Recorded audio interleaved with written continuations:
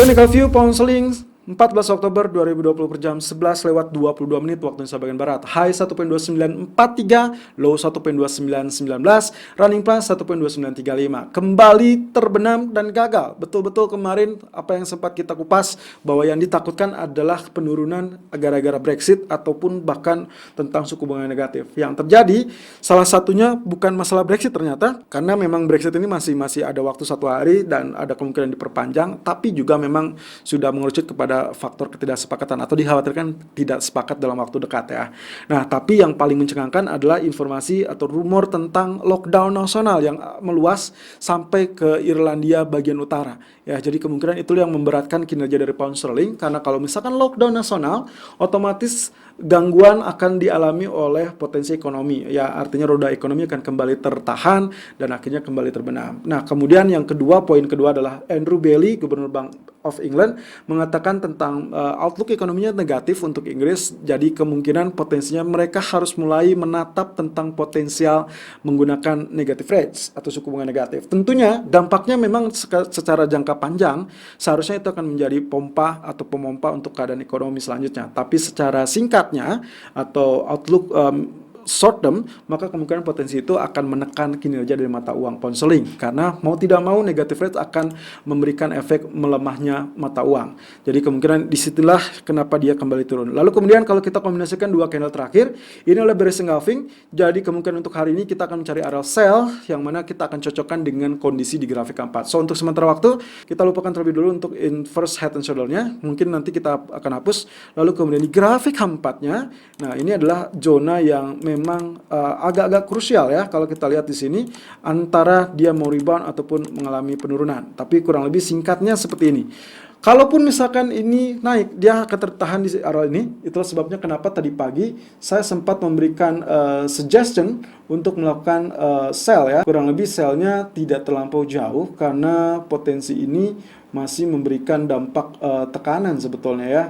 Kalau kita lihat potensi tekanannya itu ada di 1.2945 ataupun 1.2960. Jadi ini selama ini tidak dipecah, saya rasa nanti dia akan kembali terbenam, dan di sini harap hati-hati. Ada kemungkinan kedua, ya, baik dia rebound kembali, ya, mungkin lebih tinggi, mungkin sekitar area ini, ya, 1.300 kembali, atau langsung dia mengalami penembusan, ya, atau breakout. Jadi ada dua pola, ada pola A, ada pola B, di mana pola A nantinya di 1.300 ini mungkin relatif tertekan atau baru mulai tertekan di area tersebut. Jadi untuk hari ini pound sterling silakan lakukan sell on pullback ataupun sell on rally 1.2945 ataupun 1.2960. Target pertama adalah 1.2890 dan target kedua adalah 1.2845 dengan stop loss kisaran 1.3015. Lalu kemudian saya tambahkan dulu juga bahwa idealnya kita akan melakukan sell-nya kurang lebih 1.3016 ataupun sebetulnya 1.3046. Mana yang dulu tercapai atau mungkin saja di sini sudah mulai tertahan.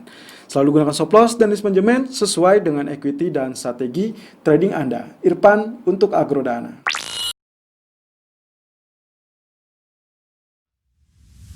Technical View Euro USD 14 Oktober 2020 per jam 11:26 waktu Indonesia bagian Barat. High 1.1750 dan low 1.1734, running price 1.1745. Baru saja terjadi rebound meskipun hanya sedikit dan range-nya masih tetap tipis ya. Ini persis dengan apa yang terjadi kemarin, tapi at least selamat untuk Anda yang berhasil melakukan sell on pullback kemarin di area tertinggi ya, karena kemarin hanya tercipta 1.1815 lalu kemudian terbenam sampai 1.1730. Nah, sekarang zona abu-abu kembali menjadi momok yang menakutkan dan juga penentu apakah dia akan kembali terbenam di bawah itu atau memang akan terjadi vice versa kembali. Statement-statement dari petinggi ECB saya rasa ini masih tetap ambigu ya. Ada beberapa pihak yang menyatakan bahwa memang kebijakan moneternya untuk menekan mata uang euro. Ada yang mengatakan bahwa itu untuk tujuan ekonomi, yang artinya kalaupun euro menguat itu tidak ada masalah, bukan karena dampak dari kebijakan moneternya, tapi lebih kepada dampak atau hasil dari apa yang terjadi terhadap ekonomi. Nah, otomatis disinilah ambigunya.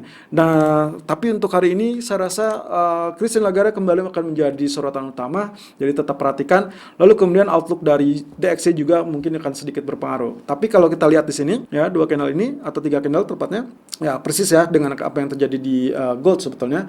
Jadi kemungkinan potensi kali ini pun saya masih tetap mengincar area sell terlebih dahulu. Ya, saya rasa tidak akan terlampau banyak bergerak sampai saat sore nanti ya. Sampai saat ini 1.1750 sebagai resisten, saya rasa ini masih tetap berada di zona abu-abu, jadi kemungkinan potensinya masih bisa tergelincir. Jadi overall, saya masih menantikan pola candlestick untuk hari ini lebih kepada bearish candle. Nah, di grafik keempatnya, nah ini yang kemarin juga kita sudah layak untuk buang areal ini ya, kurang lebih areal garis biru yang ini ya, garis datar biru ini kita hapus, dan areal ini ternyata berhasil ditembus. Dan kenapa saya tidak hapus? Karena lagi-lagi saat dia breakout, artinya kita membutuhkan bantuan dia sebagai fase pullback terlebih dahulu. Jadi yang akan kita lihat kali ini, sebetulnya kalaupun dia mengalami kenaikan itu sangat normal dan sangat dibutuhkan kurang lebih untuk tenaga tambahan untuk tekanan. Ya, 1.1764, lalu kemudian juga saya rasa zona biru ini pun masih kita bisa gunakan 1.1780. Jadi hati-hati, kalaupun dia pullback sampai 1.1780 jangan terlalu bahagia karena kemungkinan di sini masih ada kemungkinan potensi rejection ya. Jadi untuk hari ini Euro USD saya rasa silakan lakukan sell on pullback di 1.1756 ataupun 1.1770. Target pertamanya adalah 1.1700 dan target kedua adalah 1.1675. Stop loss silakan gunakan di teritori 1.1826 atau mungkin 1.1835. Selalu gunakan stop loss dan risk management sesuai dengan equity dan strategi trading Anda. Irfan untuk Agrodana.